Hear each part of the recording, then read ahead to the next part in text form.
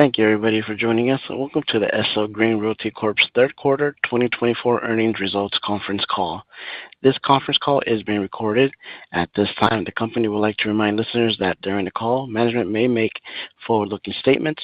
You should not rely on forward-looking statements as predictions of future events, as actual results and events may differ from any forward-looking statements that management may make today. All forward-looking statements made by management on this call are based on their assumptions and beliefs as of today. Additional information regarding the risks, uncertainties, and other factors that could cause such differences to appear are set forth in the Risk Factors and MD&A sections of the company's latest Form 10-K and other subsequent reports filed by the company with the Securities and Exchange Commission. Also, during today's conference call, the company may discuss non-GAAP financial measures as defined by Regulation G under the Securities Act. The GAAP financial measures most directly comparable to each non-GAAP financial measure discussed, and a reconciliation of the differences between each non-GAAP financial measure and the comparable GAAP financial measure can be found on both the company's website at www.slgreen.com by selecting the press release regarding the company's third quarter 2024 earnings, and in our supplemental information included in our current report on Form 8-K relating to our third quarter 2024 earnings.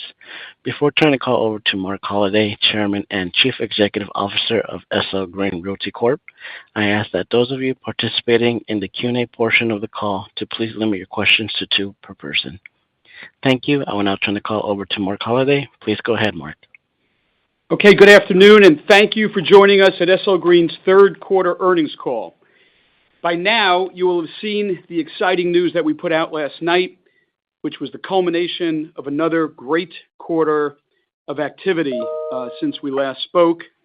We called the pivot in the market about 1 year ago, and since then we've seen 4 consecutive quarters of positive market momentum that reinforces our belief that New York City has turned the corner and we are now meeting or exceeding many of our goals. Since we were last together, and that was just 3 short months ago, a lot has happened.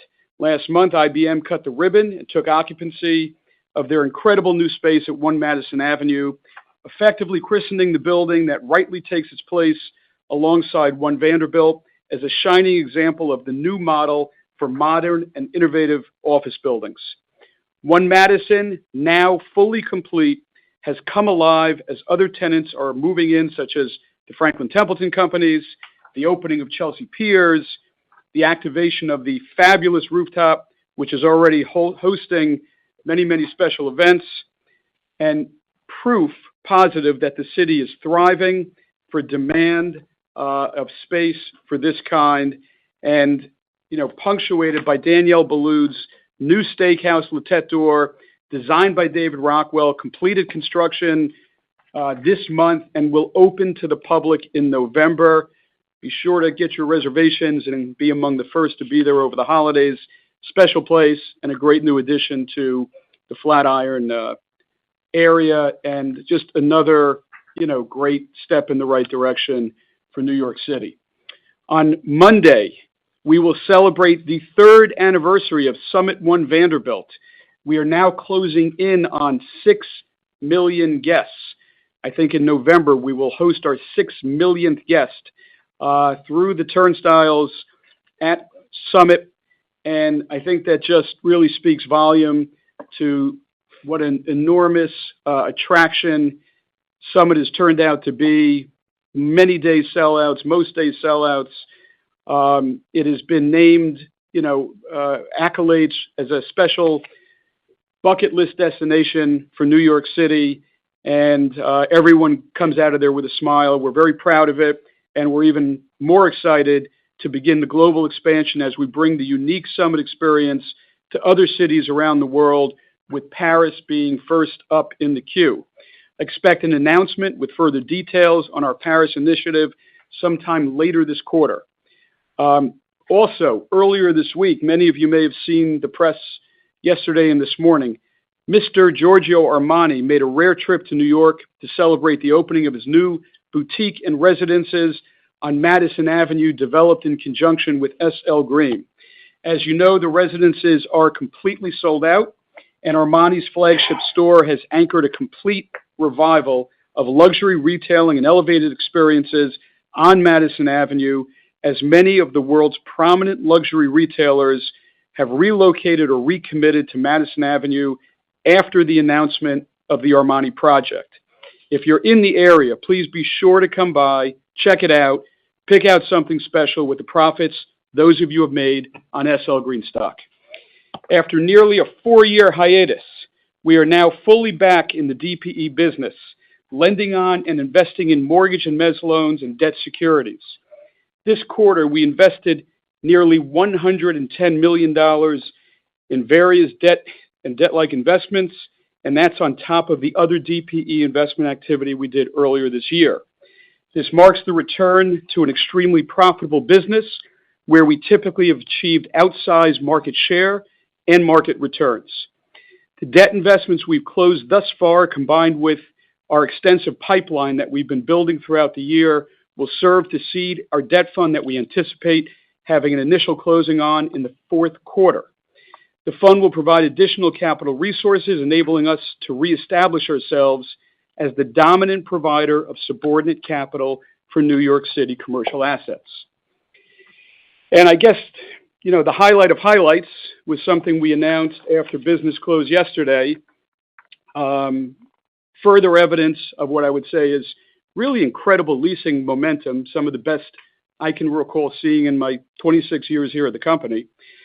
We achieved a 925,000 square foot renewal and expansion of Bloomberg over at 919 3rd. This was not really within the expectations at the beginning of this year, so it was a very pleasant surprise, and I'd say it was even more telling about the the strength of this market. Bloomberg being one of the great worldwide media companies, not only renewing upwards of 750,000 feet, but they expanded by almost 25% within 919 for a total of 925,000 square foot footprint, which speaks volumes, I think, to the amazing partnership we have with Bloomberg, who started out as a relatively small tenant in the building some years ago. Steve, you recall? 200,000 square feet. 200,000 foot tenant, how long ago? 2015. 2015, less than 10 years later, now closing in on 1 million square feet. So I think it's a great story about, partnership, about, complementary businesses, us being able to serve Bloomberg's growth needs and Bloomberg, being there to help us fill the space in the building. And it's, I think, further proof positive about the radiation of demand away from what we have traditionally referred to as the Park Avenue spine. The story goes that the demand is limited to trophy buildings on Park Avenue. You've heard us say it's just not the case, particularly not this year, when we have consummated 2.8 million square feet of leasing year to date. And this being example, as well as other examples in the portfolio, of that demand, not being so much geographically focused as it is generally within East Midtown in renovated Class A buildings with strong sponsorship. And that's where we're having our success, such that we now expect to have leasing achievement this year eclipsing 3 million feet and achieving a projected occupancy at year end in same-store Manhattan of 92.5%.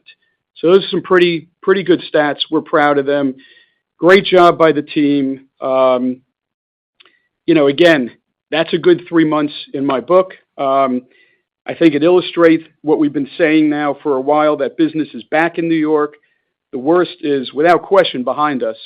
This is now, in our eyes, a market for being affirmative and offensive, and our portfolio is well positioned to capitalize on that market, as there is a scarcity of well-located and amenitized Class A assets in the East Midtown market, which is where we call home. So with that, I'd like to open it up for some questions on the quarter. Thank you. And at this time, we'll conduct the question and answer session. To ask a question, you will need to press star 11 on your telephone and wait for your name to be announced. To withdraw your question, please press star 11 again. Again, please limit yourself to 2 questions. Please stand by. We compile the Q&A roster. One moment for our first question. Our first question will come from the line of John Kim from BMO Capital Markets. Your line is open. Thank you. Congrats on the Bloomberg transaction. I just wanted to confirm that it was not in your pipeline that you last described at 1.2 million square feet, just given the size of this lease. And I think you described the pipeline as being pretty diversified. And also, if you could share with us any of the economics on the rent versus the in-place of $66 and how much you offered in concessions. So it was not in our reported pipeline. The deal came together very quickly, so it's not something that we were including in our pipeline because it was so large, and 2, it was so unanticipated, and 3, it happened so rapidly. With regards to the economics, we're under an NDA, so we can't really share specific details other than to say that obviously the size of the lease, it's a 15-year lease from today, so it's a 10-year extension, 15-year term on the expansion. There is substantial positive mark-to-market, and, the concessions are, appropriate for renewal, but significantly below what they would have been if we had to replace the tenant for vacant space. And with regards to, I think you asked about diversity on the pipeline. Like in past quarters, it's heavily weighted towards financial services. I think that's a reflection of where we have vacancy, not just because it's the only industry that's in the market right now. We're seeing law firms, TAMI tenants, business services, and financial services, but specific to our current pipeline, a lot of it is weighted towards financial services. Okay, and my second question is on One Vanderbilt. We didn't get an update on the joint venture sale. So I wanted to ask if it's still on track, and also if you really need to sell a stake in the asset at this point in time, just given the fundamentals and sentiment on New York has shifted positively over the last few months. Your cost of capital has improved, so there's other access to or sources of capital that you could tap. So just wanted an update on that and whether or not you're contemplating not selling a stake. Yeah, it's going great at One Vanderbilt, and we're confident that we'll be able to close a transaction in the fourth quarter. The transaction really will be the culmination or conclusion of a process that affirms in our mind, One Vanderbilt's position as not only the premier office tower in New York, but also a global icon of modern development. So, 2 Michelin-star restaurants, the continued success at Summit, a fully leased rent roll, and long-term fixed-rate debt. And the story here keeps getting better, and we're looking forward to expanding the partnership at the building. The second piece of your question, I'll leave to Mark. Yeah, on the question of, do we have to sell? We don't have to do anything. I mean, we're in great shape. We have lots of tools at our disposal to generate capital organically, monetizing assets, third-party, money, debt fund, etc. And if I would not look at anything related to One Vanderbilt as it has to do. We do it because it was part of our original business plan to sell down to somewhere between 50 and 60%, maybe 55 and 60%. That was the original business plan. That's where we think the asset is optimized for the perspective of shareholders between return and enhanced fee generation off the asset. It is One Vanderbilt is transformational for this market. It's now the building block of this company. We expect to hold and own it, for quite some time. But we welcome the opportunity to bring in some of the great international partners from around the world. and we expect, as Harry said, to conclude that in the fourth quarter. But that will just be one component of what we expect to close from this point forward through the remainder of the year by monetizing certain assets of the company that should yield to us in excess of $500 million of net proceeds, which we will use in the interim to pay down the line to bring it into the levels that we had projected in December of last year. So we're on track, or possibly a little ahead on that, and it will set us up, I think, quite well leading into 2025, which I think is going to be a big, big year for this company. Great. Thank you. Thank you. One moment for our next question. Our next question will come from the line of Steve Sakwa from Evercore ISI. Your line is open. Yes, thanks. Good afternoon. Mark, I just wanted to see if you could comment a little bit more on the transaction market. Obviously, you guys are back in the DPE business. I'm just curious what you're seeing on the direct side of things, and are the opportunities more pronounced in the DPE side than the direct purchase side? Well, I think, Steve, it's kind of both, and it's really a function in my mind of debt and equity liquidity coming back to this market. And when it comes, pretty fast and pretty strong. And, as a case in point, last year there was, I think there was $0 of New York, Manhattan, SASB loan origination. 0, which is quite unusual. This year, including the Rock Center deal, which is pricing today, and 299 Park, which is pending pricing next week, there's going to be $5.3 billion of SASB deal, illuminating spreads, levels, values, demand, etc. And that's quite a different picture. Along with we're seeing now balance sheet lenders quoting deals, and the conduit market is firming up, and spreads are coming in, irrespective of where underlying SOFR and treasuries are headed.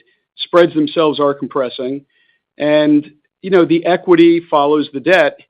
And we've seen some deals trade, some known 250 Park was a trade, Harry. A couple others off the top of your head. 980 Madison. 980 Madison. That was to a user, Bloomberg Philanthropies. Obviously, there have been a lot of user trades. There have been some investor trades, and there's deals in the market that we're tracking. Our focus isn't really on the direct equity side at the moment. It's more development oriented and longer term. But there are a couple of deals that we are paying particular attention to. But if you want to look at just dollars allocated, we do expect that most of our activity will be focused to DPE, which is very customary and routine coming out of a downturn like we had in 20 through 23, to start there and then sort of evolve into direct equity.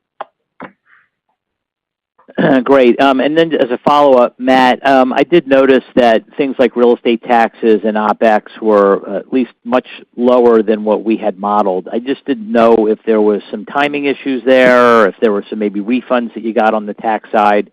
Just anything, was that sort of a normalized level, or is there some one-timers that might have pulled those down and those might bounce back up in Q4? Nothing unusual in there. I think they moved, given the size of the line item, not much. They do bounce seasonally from time to time. Certainly, operating expenses do. No, I think the team's done a great job. We work very hard on our real estate taxes, and the operations team does a fantastic job with our operating expenses, keeping them contained. They've done an even better job this year, so we saw some savings. They're working right now on how that looks going forward, but nothing unusual within the quarter, no. Great, thanks. Thank you. One moment for our next question. Our next question will come from the line of Ronald Kamdem from Morgan Stanley. Your line is open. Hey, just two quick ones, starting with the same store, same store NOI, accelerated to 2.9% in the quarter. Just hoping you could sort of talk through what the expectations are for the back half for the rest of the year, maybe into 2025. What major sort of buildings or leases we should be thinking about as we're trying to think about 2025. Thanks. Yeah, I appreciate you trying to ask about 2025. We'll talk about that on December 9th at the investor conference when we give guidance.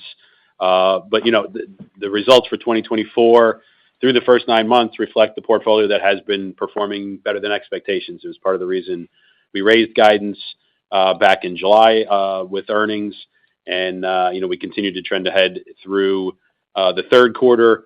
Fourth quarter, is trending in a similar direction. I'm not changing where our same store full year guidance ended up, but we have trended better than we expected through the first 9 months at least. Great. And then, look, my second question was just going back to the alternative strategy portfolio. I think you talked about sort of strength coming in, maybe the environment being a little bit better, but qualitatively, does that help in terms of conversations, in terms of those negotiations? Any sort of color you could provide on how that's progressing would be helpful. Thanks. Well, again, I just want to refresh for everybody. ASP, the alternative strategy portfolio, is a category we created at the end of last year to address assets that shareholders perceived, or we think the market perceived more accurately, as having little value or little current value, even though in many of the cases, we believe there could be long-term value, particularly when we work to recapitalize the underlying indebtedness on those assets, or in some cases leaseholds, in ways that are advantageous win-win scenarios for the lender and for us as holder of those assets. And I think you've seen that strategy bear fruit already. Probably hadn't anticipated ourselves the early returns, but year to date, I think we've had very good results. As I recall, 717 Fifth, 719 Seventh, 2 Herald, or 3 that stick out in my mind. There might be one other, and there's others we're working on where we've been able to get creative and do what we do, and mine value out of the ASP assets, and we'll continue to do so as we work that portfolio down. I think the real takeaway, or one of the reasons for the illumination of that portfolio, was to dispel the notion that there was any recourse liability or guarantees or peril associated with those assets. They're almost in every case non-recourse. With that said, out of respect and deference to our partners and lenders, we would do everything possible to try and optimize those assets and get as full a recovery as we can on those assets. And we continue to do that. And with respect to the 3 examples I gave, very successfully. So we're going to stay at it. The market, to your point, the market coming back a bit certainly helps. There's no question. And we can reevaluate some of those assets, which we do quarterly. And doesn't mean we pop them out of the portfolio. It just means that, we may have an accelerated timeline for ultimate disposition of those assets. But, there are there's some good assets in that portfolio. We hope to work those assets as hard as we can and maintain as much value as we can. Helpful color. Thank you. Thank you. One moment for our next question. Our next question comes from the line of Michael Griffin from Citi. Your line is open. Great, thanks. Maybe on the leasing front, for the demand you're seeing outside of Park Avenue, maybe on 3rd or 6th, is this just a function of limited availability along Park, or are tenants maybe out there looking for better deals? And then can you kind of quantify maybe where concessions are in some of those submarkets relative to Park? And then maybe broadly, is it fair to say we've passed peak concessions in New York overall? Well, why don't I start at the last question first? We've said for, I think, the better part of a year that concessions peaked. last year. We've seen no increase in free rent or TI on the average deal. Obviously, you saw for our deals for this particular quarter, they went up, but they were influenced by a lot of high rent deals that were signed, a lot of new leases filling vacancy that was signed as opposed to renewals. And in one particular case, a very large deal where we actually made a dollar allowance for the tenant to perform base building work, which skewed the number as to what we reported for TI. But, at its core, the TI number has not changed throughout all of this year. I think we're going to see rents rise more materially before we see concessions come down. But concessions will start to tighten up, and I think the first thing you'll see come off the table is some of the free rents. And then ultimately, the TI allowances will be probably the last thing that changes. With regards to the Park Avenue versus, some of the other avenues, we've been saying consistently this year that we've seen a lot more activity in the, value part of the marketplace. There are those tenants that are paying $55 to $75 or $80 rents. So those are not Park Avenue type tenants, whether they be on 3rd Lex or 6th Avenue in particular, where we've seen us do a lot of leasing at 810 7th and 1185 6th. And then obviously this newest announcement on 3rd Avenue with Bloomberg. Some of that is spillover from Park Avenue, but a lot of it, I think, is just an awakening of the market by the, those smaller to mid-sized tenants that are chasing sort of the value part of the marketplace. And I think we're going to continue to see that strengthening the market. In fact, there was a Newmark report that just came out the other day that their statement was non-trophy leasing is on pace to reach its highest level this year versus all the way back to 2019. So I think that really puts a pin in it for you. Great. Appreciate the color there, Steve. And then just maybe on the financing markets. Mark, I know you talked a little bit about the CMBS market maybe being more open, but have you gotten a sense maybe more traditional lenders have started to warm up to, lending on commercial real estate and office broadly again? And then maybe you can give us some insights. You obviously had a number of modifications and extensions this year where you paid down a pretty small amount of principal, but can you give us a sense why lenders are willing to kind of cut those deals on refinances that would only require you to pay down a smaller amount when the mortgages come due? Well, okay. The question about portfolio lending, absolutely. I think you're going to see in 2025, I think the focus with a lot of the major lending institutions will kind of start to revert back to increasing net interest income with less of a focus, if any, on establishment of reserves. Because I think the view is that the banks are properly reserved and then some, based on what the expectations were going back over the past 4 years. And you've seen in the announcements the earnings trajectory and growth of these of the money center banks is extraordinary. I mean, there's big profits there. They're making money. They're expanding. It's broad based. High net worth, banking, trading, operations, all contributing. And I think the view is going to be growth, new business, new lending, and commercial, prime commercial assets in New York City in good locations, I think will be eligible for balance sheet lending. And we're seeing that. And I think, you'll see more to come from us and others in the ensuing months on that exact topic. So that's that. As to some of the modifications we're doing, we have great relationships with our banks. We have great assets. The buildings typically are not in a over-leveraged state.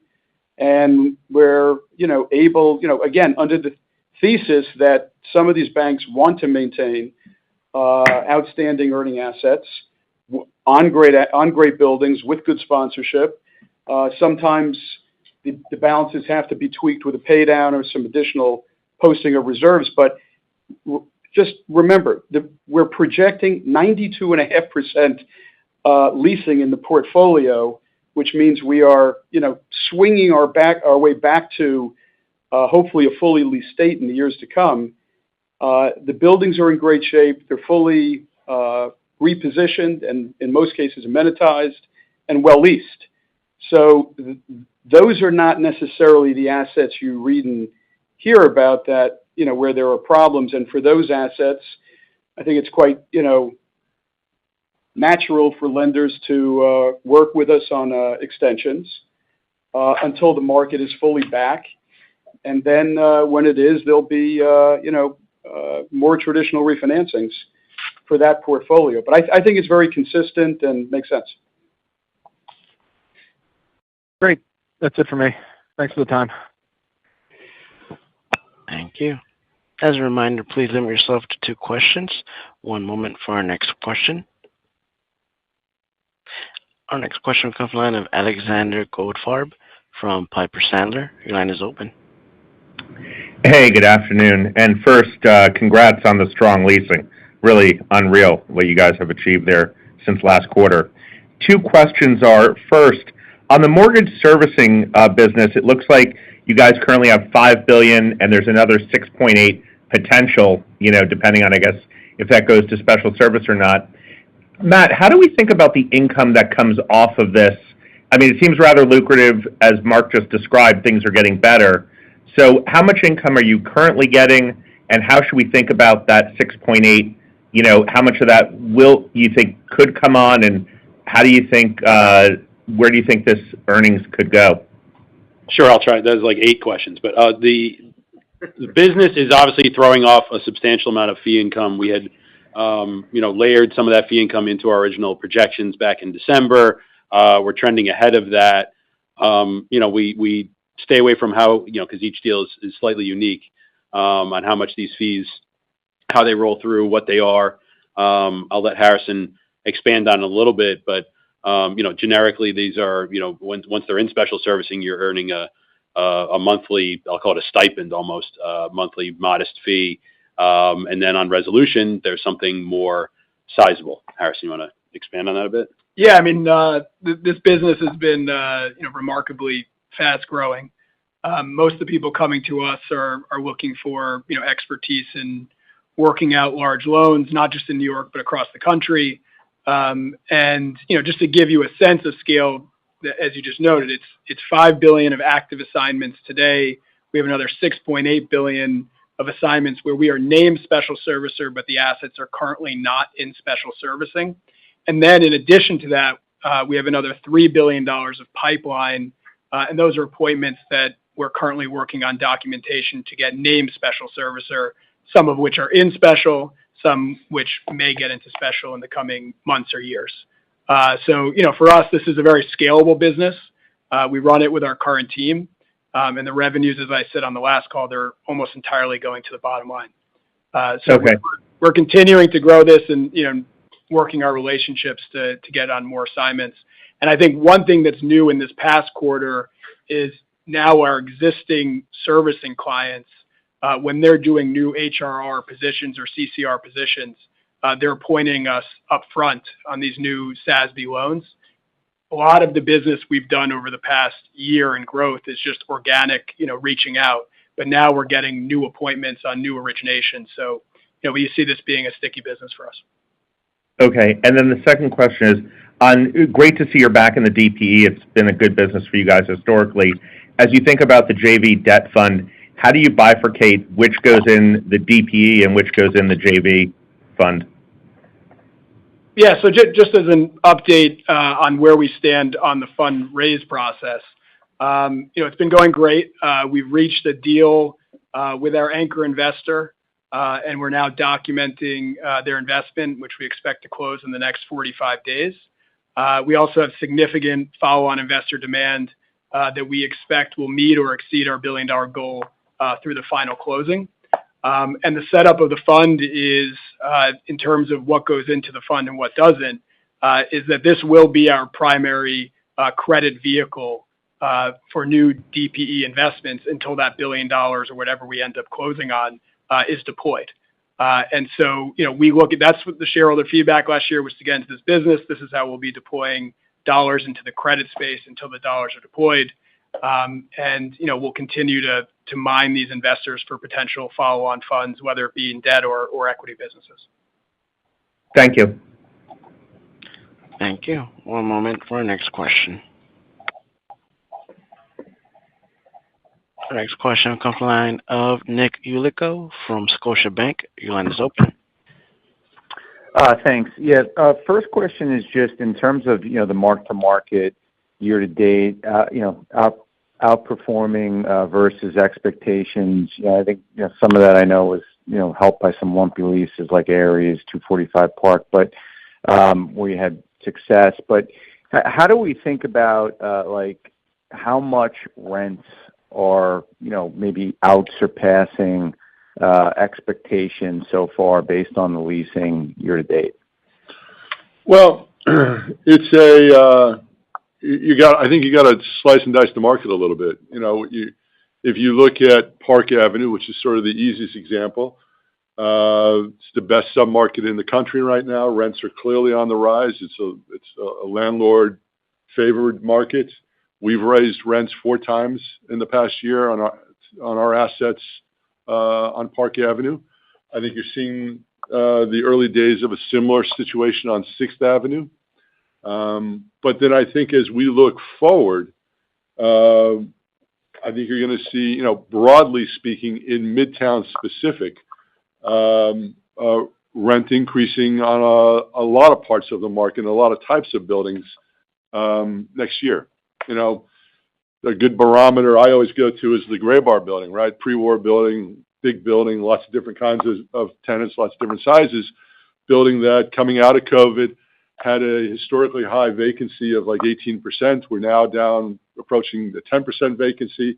And I would fully expect that we'll see rents rise in that building next year. So that's a very good indicator of the kind of the mid-price point product in the marketplace. If rents go up in that building, then you'll see rents go up broadly across most quality assets in Midtown. All right, that's helpful. Thanks, Steve. I guess second question is just on going back to the acquisitions environment and how you're thinking about funding that. I mean, how's the company right now thinking about using common equity? Stock's done quite well in terms of funding investments, and how much of that could be on actually property investments versus debt investments. Thanks. I think that's, Nick, something we'll go into a fair amount of detail on in December. We're not. I mean, what you're really getting at is kind of a 2025 business plan. Anything we're working on now that we're closing the next 2.5 months, we know what it is, and we're in the process of closing. Typically, not to say we can't knock down a late inning deal, maybe in November or December, but most of the balance of this year's activity is allocated, modeled, thought through, etc. And we are right now preparing our plans for 25 and beyond. And we'll be able to give some good color. I know there's a lot of question between equity and debt. To me, it's a spectrum. It's real estate. And we just want to find the best point on that spectrum to invest. If we think we're getting a really good equity deal, we're going to do equity. If we think we're getting a really good debt deal, and that's where there's some, advantageous or mispriced, we'll do debt. It's not always one or the other. A lot of these opportunities we approach, which I think is something that's, I don't know about unique to us, but it definitely differentiates for us, is that we can do any aspect of these deals from senior financing, mezz, pref, common equity, servicing, combination thereof. And we don't always know because we got to evaluate where do we want to be in a particular deal. And we don't know what deals are coming up in the next 12, 18 months. So, we like to consider ourselves fairly fluid and fairly opportunistic. We're very comfortable investing along that spectrum that I mentioned to you. And, we've done some equity deals. obviously, through pandemic, we did 450 Park, we did 245 Park, we did 625 Madison. Those are the three big ones that come to mind. We've done some debt deals recently, and I would expect you're going to see a mixture of opportunities we'll be pursuing, which will be both debt and equity in the months to come. And I think we can give better planning and guidance on that in December. But that's where that is. And in terms of how we fund it, I mentioned to you, I mean, we have all tools available. And I sort of alluded to that earlier. We have, a prolific group here that has great relationships throughout Asia, Middle East, domestically in Canada, where we can turn to capitalize both debt and equity deals. We're closing on a debt fund. I mentioned in my opening remarks in excess of $500 million of asset monetizations we expect to close this quarter, and that'll certainly fund a lot of activities and get our revolving balance down to where we want it to be for year end. And as in prior years, we'll evaluate stock along the way as a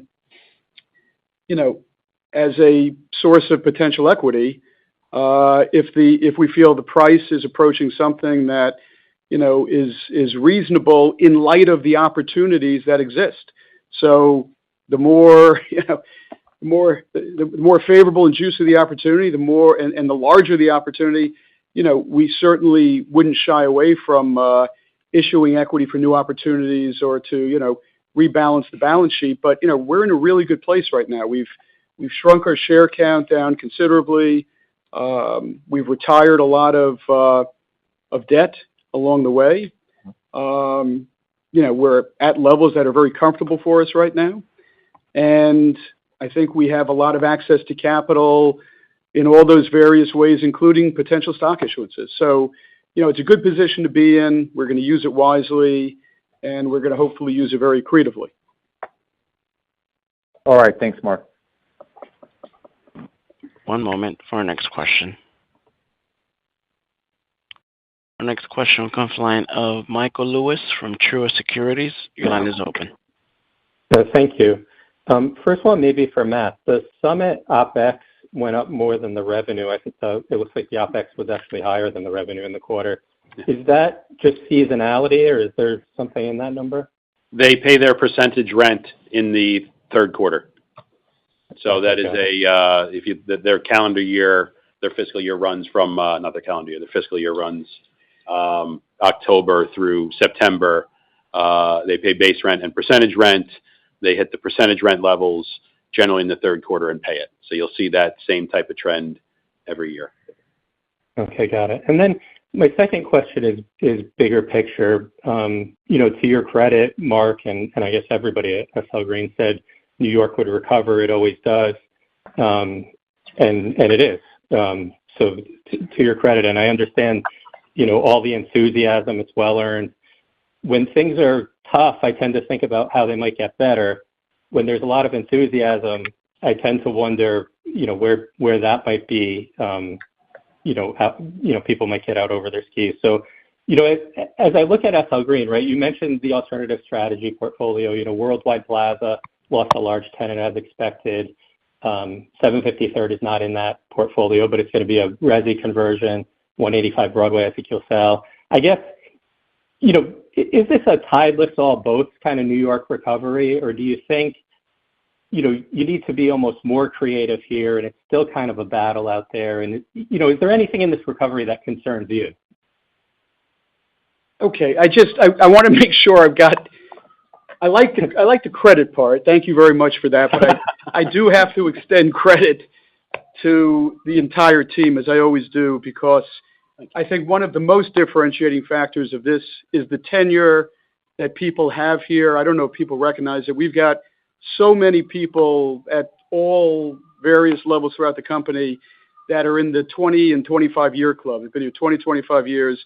This is a family. We work well together.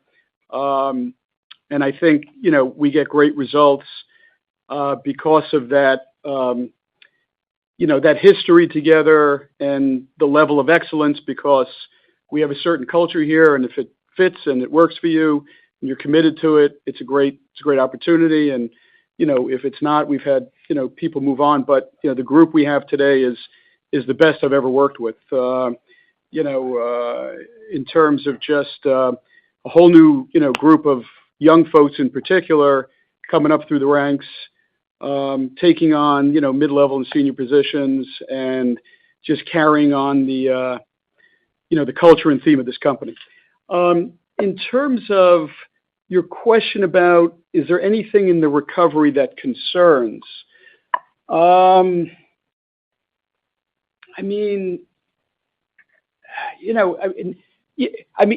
an odd way, the more rapid the market recovers, the thinner our opportunity set gets.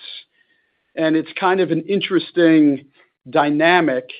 I think the real estate market generally is hoping for lower rates to help right-size some of other people's investments and reinflate values a bit. But you got to make sure that rates are falling for the right reason, meaning taming inflation, and not because you have recession. And clearly, the way the equity markets are reacting right now, and what we see in our tenant base, it seems to be a pretty robust and strong market. So to see a good market and have rates decrease, that's positive for values and positive for the economy. But it also does change the landscape of opportunity. So the other way to look at it is higher for longer in terms of getting more money out the door, because at the end of the day, we want to improve this portfolio, grow this portfolio, make smart investments at this period of time, so that when we look back in 5 years, we've added a lot of seeds of growth, whether they're development conversion projects like a 750 Third, or doing more office redevelopment and development opportunities, which we hope to do because we have a good team to do it. And we've got the prospect of hopefully helping to transform and boost Times Square with our casino proposal in conjunction with Caesars and Rock Nation. I think could be one of the most important developments for New York City in terms of really having benefits that radiate out far, far beyond the building itself, with Caesars Palace Times Square Casino. So there's a lot of good stuff out there going on, and I think whether rates stay where they are, they go a bit higher, they go a bit lower, we're prepared in all cases. We're hedged in our floating rate exposure. We want to be offensive with our capital, and we're also going to benefit by compressing spreads and a yield curve that says SOFR is declining. So I don't have great concern at this moment, like the kind of concern we had back in 20 and 21. Those were tough periods of time, but this is, by all measures, a very good period of time. Restaurants are full, mass transit is full, traffic is back, buildings are, people are back in the office. We don't get any questions now. Hybrid work model, work from home. It's not even in this office. It's not a talking point. And we're excited, in December to unveil the new plan. Great, thank you. Thank you. One moment for our next question. Our next question comes from the line of Anthony Paolone from J.P. Morgan. Your line is open. Great, thank you. First one is on Giorgio Armani. Can you tell us when you expect to actually start closing the units there, what the proceeds back to you are, and remind us if any gains there get booked in FFO? Yeah, in our business plan, we expected it was a goal and objective to put everything under contract in the year, which we've done, and our expectation is we will close all those inside the calendar year. as well. That's part of the number Mark was throwing around earlier in terms of proceeds off of dispositions. It's roughly $160 million or so dollars. There's not an FFO impact other than the use of proceeds to pay down debt, which is what those proceeds are earmarked for, but that wouldn't show up until 2025. Okay, got it. And then just second one, you bought some CMBS in the quarter, and so I was wondering if you can give us some details on that. You don't have it on the DPE page, and just didn't know if that was because it's securities or if the thrust of that investment is just different than your sort of DPE investments. Yeah, it's not in our DPE line because it is a different type of investment. We've invested in securities from time to time in the past. We did do more this quarter. They have very unique accounting rules around securities, so we had to add a couple new lines to the financial statements. But at the end of the day, it's $109-ish million investment in securities. We are very careful to stay away from specifics on those. As we do with DP in terms of properties and yields and strategies and things like that. But this is a furtherance of our previously announced strategy to source this type of opportunity in dislocated debt stacks in our backyard, and we'll continue to do that. But is it the sort of thing that you're just looking to get paid back and make a return on it, or is this something where there's something to do with the property? I'm going to stay away from the strategy on those types of investments. They're all different. Okay. Thank you. Thank you. One moment for our next question. Our next question will come from the line of Ohad Bregman from Deutsche Bank. Your line is open. Yes, good afternoon. This is actually Tayo from Deutsche Bank.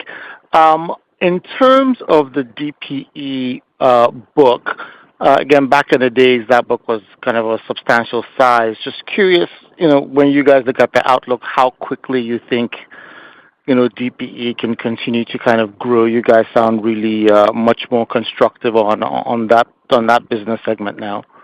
Yeah, just understand we're doing the DPE business in a different format this year, so it's not going to be the same as our prior 26-year track record, if you will. 22 of those 26 where we were investing heavily.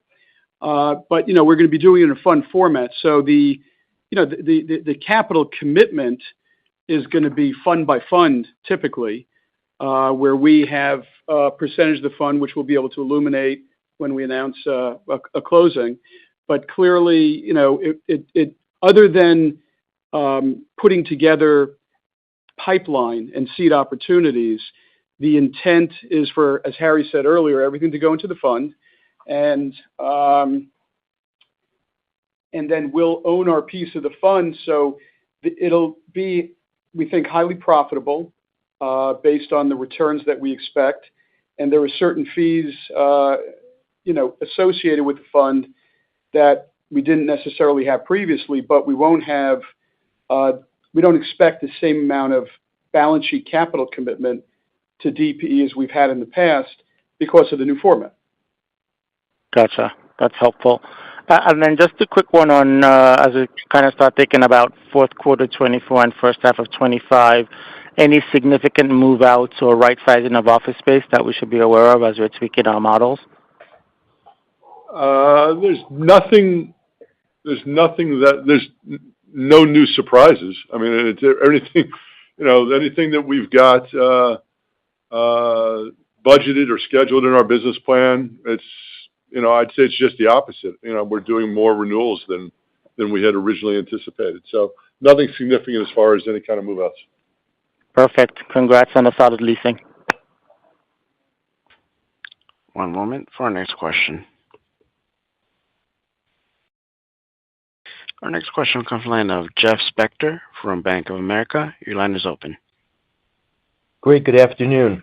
Mark, when we saw you in May, you talked about the office to resi conversion as an opportunity. I don't think you discussed that yet on this call. Can you provide your latest views on that? Well, I feel like we're on target with them. I'm going to stand by those comments. There's an accelerator program down at the city that takes applications, if you will, to help accelerate projects that are, not necessarily committed to going resi, but, think somewhere between committed to or thinking about or tending to. And at last count, my understanding was that accelerated program was up around 75 applications. I think the total square footage identified by those applications is in excess of 25 million square feet. That's not to say all 25 million square feet are going to happen, and I don't think I could give you a projection in the near term of what's going to happen. I do believe there will be over 25 million square feet in the next 5 to 7 years, for sure, and that was a number I floated out at that same time, 25 to maybe as much as 40 million square feet, when you think about all of the secondary and tertiary office buildings. The need and the demand for workforce housing and affordable housing, I don't want to say it's endless, but it's strong. There's a lot of demand out there at those price points for that kind of, studio 1 and 2 bedroom housing in Manhattan. And we've, between the projects we're working on, projects we know others are working on, buildings that we know have taken their space off the available office inventory list. I'd say there's at least solidly, Harry, you might have the number 10 million square feet. That's kind of what I would say is, I think, pretty well dialed in and locked in. Maybe in December we can share some locations and more data on that. I don't think we're prepared to on the phone right now, but, deals that are, like I said, pretty well dialed in. Most are rental, some are condo, some are other uses, life sciences, et cetera, but most will be under the affordable program. It's not easy, but it's certainly not undoable for people who have experience with the product. It's a big opportunity, and I think that is a major contributor to what you'll see as net absorption in this market, which you saw in Q3 as of 9/30. I think you'll see more in Q4. It's also, there was a question earlier about investment sale volume, and there are deals that are being traded now with the intent to convert. 625 is one end of that spectrum, which we sold to Related for condo conversion on Madison, and then there's other deals that are being sold now for affordable conversion, and all of that just contributes to a winnowing supply of office. Now, the only thing I think that could derail that is if the office sector gets tight enough, and rents are rising and occupancies are falling, then you may get back into that zone of indifference where buildings, may look equally as attractive as office and resi. But for right now, I think that trend is bearing out on conversions, and we're hopeful to see a lot happen over the coming years. Thank you. And if I could ask as my second question, a follow-up. Steve, earlier in the call, you talked about concessions will tighten up and free rent would be first. I think it's an important comment, just there is so much focus on effective rents. Can you clarify that a bit? I don't know if you can talk about, expectations on timing, and I assume you're talking about the broader market for New York City. Yeah. I think, it was a three-parter, right? At first I said that I thought you'd see a continuation of rents rising, and you're seeing that on Park Avenue and 6th Avenue. I think you'll see it more broadly next year. So that'll be the first of the three components to change. Then I think with specific to concessions, free rent is most likely to tighten. I can't really put a timing on that. That's anybody's guess, but it certainly feels like the trend line is there. The leasing velocity is there to support it. The tenant demand is there. And I think you'll start to see it specific to, where the strongest submarkets are right now, Park and 6th Avenue. And the last component will be TI. And I think, that's probably much further off in time, because as rents rise, construction costs haven't slowed down, so tenants are still, looking for the landlord to support them on with these elevated TI contributions. Thank you. Thank you. One moment for our next question. Our next question will come from the line of Peter Abramowitz from Jefferies. Your line is open. Thank you. Yeah, my first one's for Steve. You mentioned it's still financial services kind of leading the market, but just wondering if you could talk about any updates on tech, their presence in the market, any changes in their appetite for space. Yeah, they continue to be an increasing part of the marketplace. There's over 6 million square feet of active tech ongoing searches. So if you compare that versus a year ago, it was a little over 3 million square feet of active searches. And you've seen some of the combination of some of the, the household big names that are in the market. I won't be too specific, but I think, a lot of us heard some of the big names, whether it be, Amazon or Apple or whoever it may be, but as to what their specific requirements are. But you're also seeing sort of the smallish to mid-sized requirements driven by a couple of different things. AI initiatives are creating new businesses and creating new initiatives in existing businesses. There's organic growth in some of these businesses that are driving it. And clearly a return to office mentality are bringing a lot more people back and forcing some of these existing tenants to come back into the market where they had laid off space because they thought they were going to have a more robust, hybrid work environment. And now they're bringing the bodies back. It's forcing them to take more space. I mean, we're enjoying it right now. We've got a very significant lease going out, and as a result of exactly that function. So, it feels like that whole industry is coming back to life in a material way. So time will tell us what it means for next year, but it certainly feels good right now. That's helpful. Thanks, Steve. And my second question, just to sort of follow up on Jeff's question, some of Mark's comments around residential conversion. Wondering if you can comment on 5 Times Square. Any thoughts on the strategy there? I know it's been in the press that it's something you and your partner are considering to convert at least part of the building to residential. Yeah, this is Harry. This is an ASP asset. We're working with our lenders and our partners, and we'll share more at the appropriate time. All right, that's all for me. Thanks. Thank you. One moment for our next question. Our next question will come from the line of Caitlin Burrows from Goldman Sachs. Your line is open. Hi, everyone. Maybe following up on Tayo's earlier question, you increased your leased occupancy rate for the end of the year. Just wondering if you could provide any commentary on how you expect that to flow through to economic occupancy and recognizing rents.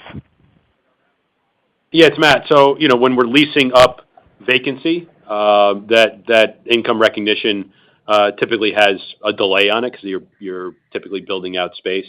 So generally speaking, we would say at the very short end, 6 to 9 months, typically more like 12 months after lease up, you start income recognition. So we'll start to see the benefits of 300 plus basis points of occupancy pickup this year over the course of 2025 and beyond. Got it. Okay. And then just wondering if you could give a quick update on 245 Park regarding the redevelopment and leasing and thinking on timing of a JV sale there. Oh, that's Or I realize we're at 305. So what's the latest on 245 Park? Well, you got the leasing, the development, and the JV in there. So the development, I'll start. The development is going right on schedule. It's approximately a $200 million plus or minus redevelopment, which is really touching many, many areas of the building, from podium facade to a great new plaza, fully landscaped, relit, and new seating, new signage, new everything. It's going to be a really vastly improved plaza and front door, if you will, or approach to the building. Spectacular lobby. I think it's a 20,000-foot amenity with fitness and other clubs, lounges, amenities, food and beverage offerings, and a fully serviceable rooftop garden in the spirit of what we did over at One Madison. So it's exciting. It's what all the leasing, Steve can talk about the leasing, has been sort of activated based off the excitement around these improvements, which have begun. They'll be done in about 18 months or thereabout. We're already doing selective demolition and closing portion. Is Lexington closed? Lexington is closed. Yeah, I think Lexington entrance is closed, so work's underway. And the tenant, community reception has been spectacular. Steve? And then on the leasing front, we've posted a lot of big lease announcements this year. I'm fully expecting to have another big announcement in the very near term that will take the building above a 90% occupancy, which puts us in a great spot given the fact that there is no near-term lease expirations. That building is going to be stabilized before we ever get halfway through our reconstruction. And with the redevelopment underway and Steve getting the building over 90% leased, the asset's going to be positioned as one of the fortress office assets in New York City. It's sitting right across from JP Morgan's new headquarters. And we expect on the investor side, the opportunity is going to resonate well with investors. We kicked off our discussions a little while ago. We're meeting with potential LPs. And we're going on a road show in the coming weeks to further discuss the interest, along with some of the other capital markets executions we have for the end of this year and into early next. Got it. Thanks. Thank you. That's all the time we have for our question and answer session. I'm going to turn it back over to Marc Holliday for closing remarks. Okay, thank you for those still with us. The investor conference date is December 9th this year, due to the dates around Thanksgiving, late in November. December 9th, One Vanderbilt, and we look forward to seeing everybody there for our annual, and should hopefully have a lot of great things to talk about then. And see you soon.